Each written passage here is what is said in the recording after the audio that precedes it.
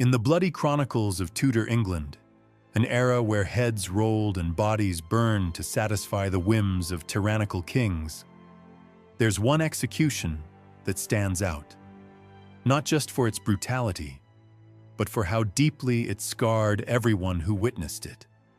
It happened on May 27, 1541. The victim? A 67-year-old woman named Margaret Pole. But this wasn't your typical execution, not even by Tudor standards. What unfolded that day wasn't a quick, clean beheading. It was a gruesome slaughter, something so horrific that those who saw it would carry the trauma for the rest of their lives. This wasn't justice. It was calculated destruction. A royal execution meant to erase someone whose only real crime was having the wrong kind of blood. Margaret Pole was born Margaret Plantagenet. She was the daughter of George, Duke of Clarence, brother to 2 English kings. Her lineage was impeccable, her nobility unquestioned, and for most of her life, she had served loyally, even acting as governess to Henry VIII's daughter, Mary. She'd been restored to her family's titles and lands and was respected across the kingdom. But to Henry VIII, none of that mattered. In his increasingly paranoid mind, Margaret's very existence was a threat. Too closely tied to the old royal bloodline, too dangerous to be allowed to live. The road that led Margaret to the scaffold didn't begin with anything she did.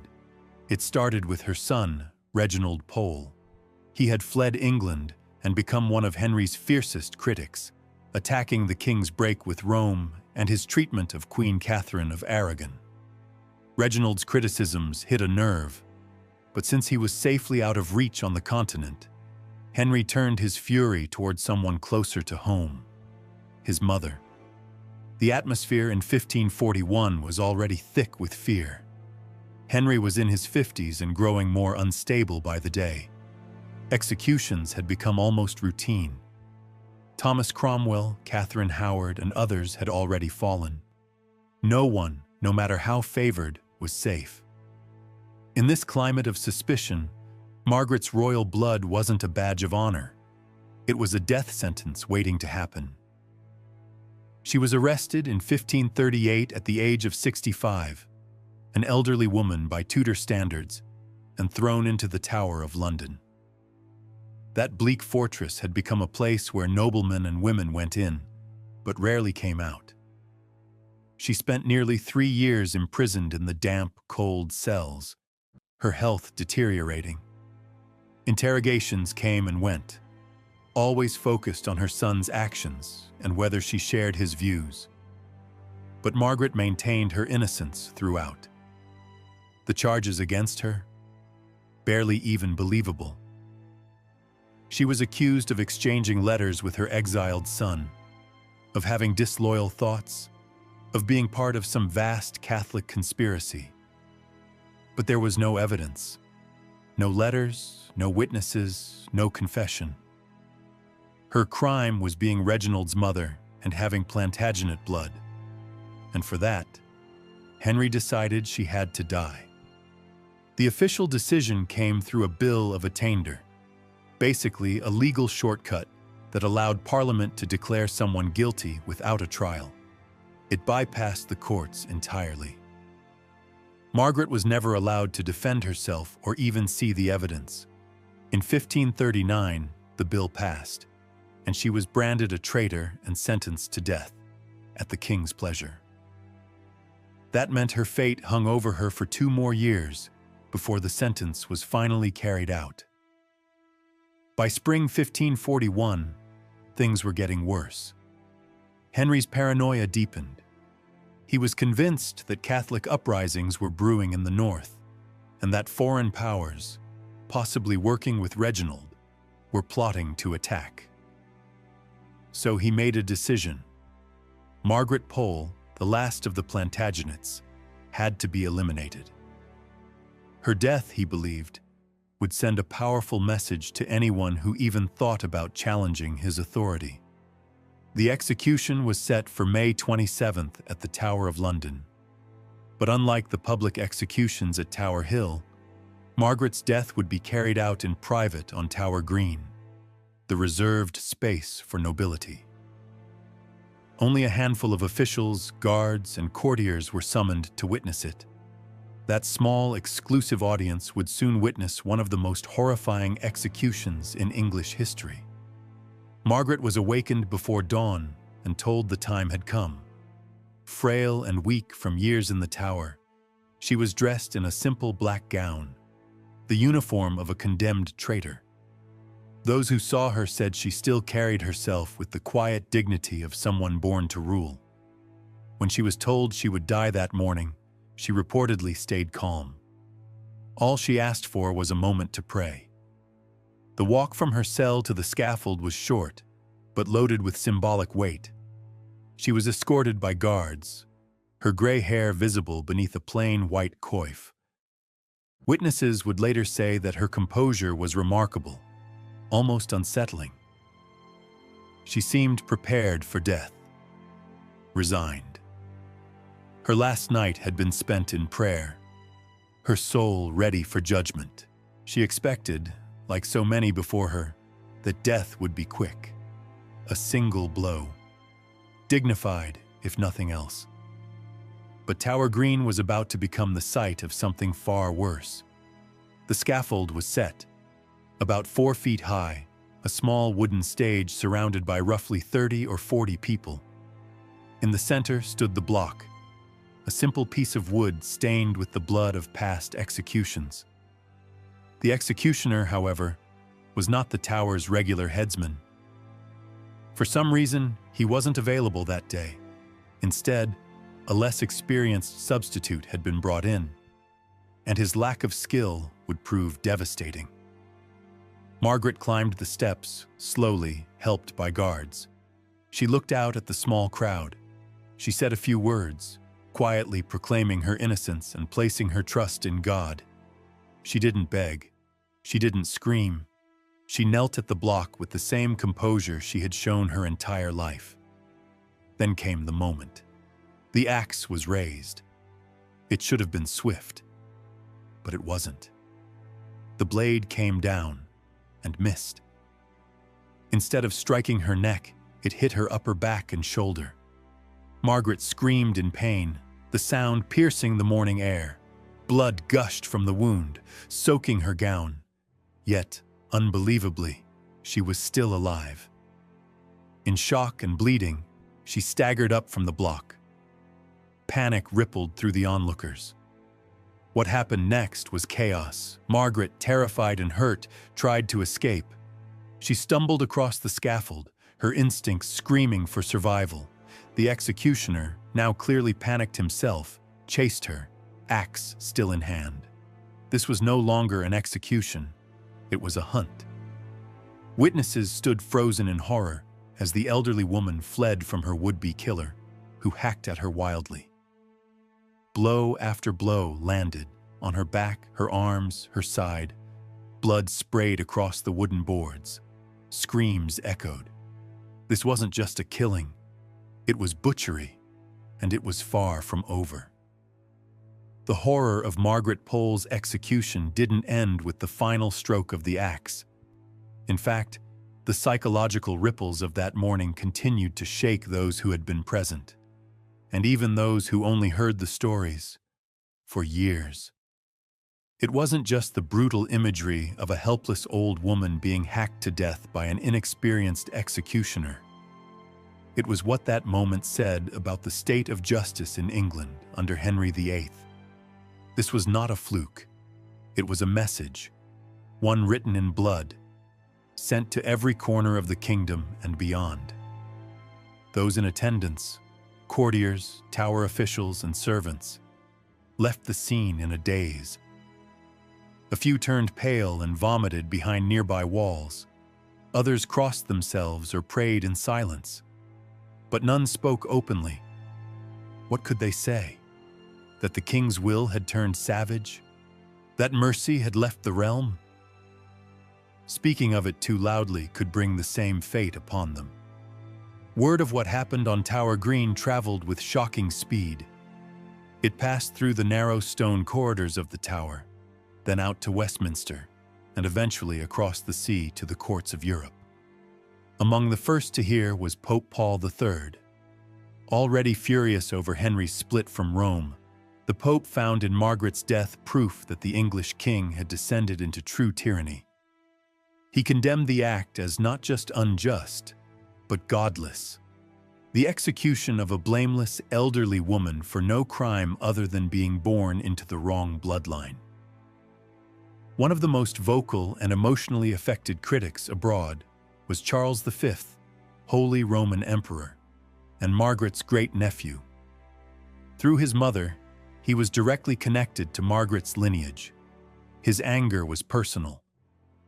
To him, Henry hadn't just killed a noblewoman, he had desecrated a member of his own extended family. While diplomatic constraints prevented him from retaliating directly, Charles made sure his court and allies understood just how monstrous Henry had become. Back in England, the backlash was quieter but no less real. There were no public protests, of course. No one dared challenge the crown openly. But within the noble households, especially those with ties to the old Plantagenet line or to the Catholic faith, the execution triggered deep unease. It wasn't just that Margaret was elderly. It wasn't just that she was clearly innocent of any direct wrongdoing. It was the implication. If she could be declared guilty without trial and butchered like an animal, then anyone could. Even for Henry, the fallout was uncomfortable.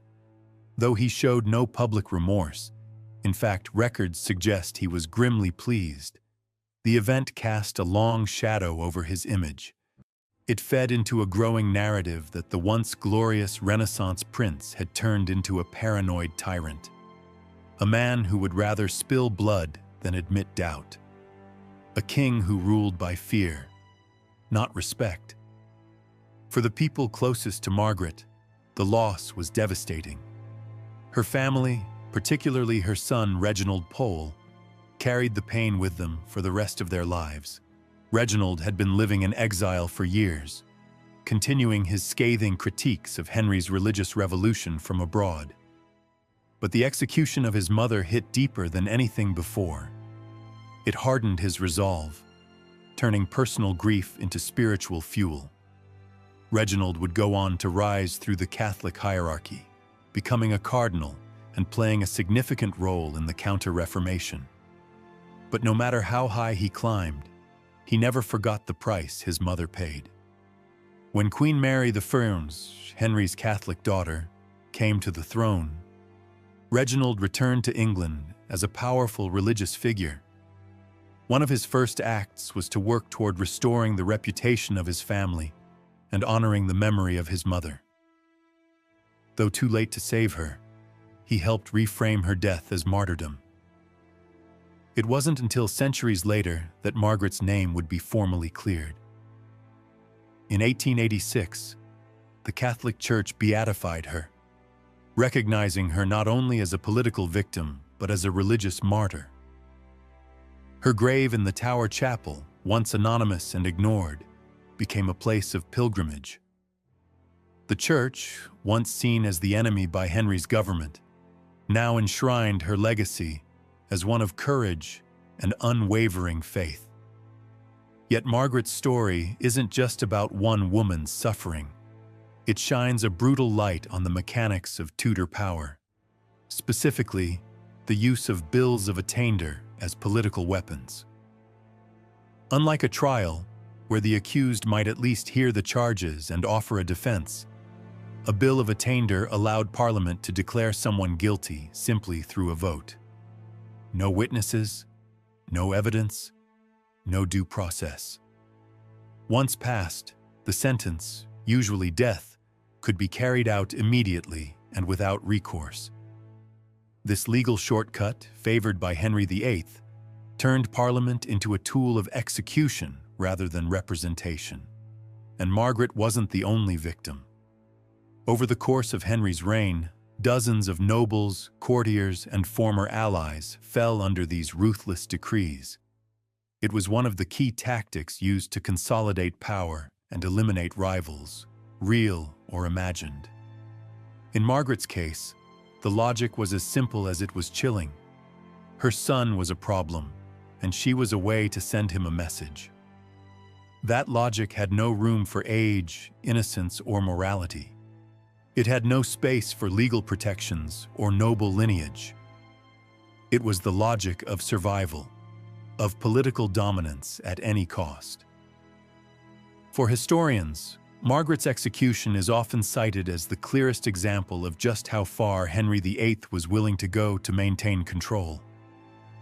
It's a watershed moment, signaling the end of any illusion that justice or chivalry still played a role in royal decision-making. From here on out, fear would do the heavy lifting. But Margaret's death also highlighted something deeper: the vulnerability of women in positions of power, especially under systems built by and for men.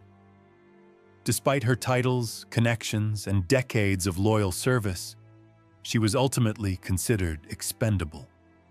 Her fate wasn't determined by her actions, but by her relationships. Daughter of a Plantagenet, mother of a critic, loyal to a faith that the king now viewed as treason. In this way, her story echoes across time. It reminds us that in authoritarian systems, guilt is often inherited, and justice is whatever the ruler says it is. It reminds us that even the most respected, decorated, and seemingly untouchable individuals can fall if they are no longer politically convenient. Margaret's death was, in many ways, the end of an era. With her, the Plantagenet bloodline, one of the oldest and most storied in English history, was effectively erased. Her brutal execution symbolized a clean break from the medieval past, paving the way for the absolute monarchy that Henry envisioned under the Tudor banner. Yet even as her blood washed over the scaffold, Margaret Pole refused to be forgotten. Her memory lived on, not just in history books, but in whispered stories, religious defiance, and legal reforms that slowly began to recognize the dangers of unchecked power. Her life may have ended in violence and horror, but her legacy would help shape conversations about justice and governance for centuries to come. Centuries after Margaret Pole's execution, the landscape of English justice began to shift. The sheer brutality of her death, executed without trial, butchered instead of beheaded, became a chilling historical footnote in debates about the abuse of power. She had become more than a victim. She was a symbol. During the Enlightenment, political thinkers and reformers began revisiting cases like hers. Philosophers such as Montesquieu and later legal minds in Britain pointed to the dangers of bills of attainder, arguing that no ruler should have the power to condemn a subject without evidence, without a defense, without a trial. In fact, by the time America drafted its Constitution in 1787, the trauma of such legal abuses had traveled far enough that the Founding Fathers explicitly banned bills of attainder in their new republic. Margaret Pole's legacy echoed even across oceans, but while her name faded from everyday conversation, it never disappeared entirely. Catholic historians preserved her memory, not just as a noblewoman, but as a martyr. A woman killed for her unwavering faith and her refusal to betray her conscience, even when the cost was death. By the 19th century, a full re-evaluation of her life began. Historians and biographers revisited her letters, her policies as Countess of Salisbury, and her quiet strength under pressure. She wasn't just the last of the Plantagenets. She was a woman who had held one of the largest private estates in England, managed her own affairs, and raised a family in a world that offered women little freedom. In 1886, the Catholic Church beatified her. The recognition wasn't just about her faith, it was about her endurance, her dignity. Her death had not been for crimes, but for politics, and her refusal to accept guilt when none existed had become a powerful story of resistance in the face of tyranny. Today, visitors to the Tower of London can stand on the green where she died. There is no statue, no towering monument, but the place is marked. Quiet, somber. It's easy to walk past, to miss it entirely. But for those who know the story, it becomes impossible to forget. And perhaps that's the most haunting part of Margaret Pole's story. It isn't just about one woman. It's about what happens when rulers mistake fear for strength, when justice becomes a weapon, when a name, a lineage, or a whisper is enough to warrant death. In our modern age, we like to believe we've moved beyond such brutalities, that our systems of law protect us from the whims of powerful men. But stories like Margaret's remind us how fragile that protection can be. Her life was spent navigating a world in which power trumped fairness. Her death proved how quickly that power could become monstrous. She wasn't a rebel. She wasn't a criminal. She was a woman with the wrong family, the wrong son, the wrong loyalties in a time when those things could kill you. And in the end, they did. But what her executioners didn't understand, what tyrants rarely do, is that memory can be a form of defiance. You can silence a voice, but not the echo. Margaret Pole may have died in silence, her blood soaking into the stones of Tower Green. But her story, her warning, lives on. In every unjust verdict, in every abuse of power, in every system where guilt is presumed and silence is survival. Margaret's death wasn't just a tragedy. It was a mirror. And if we dare to look into it, we may still see ourselves.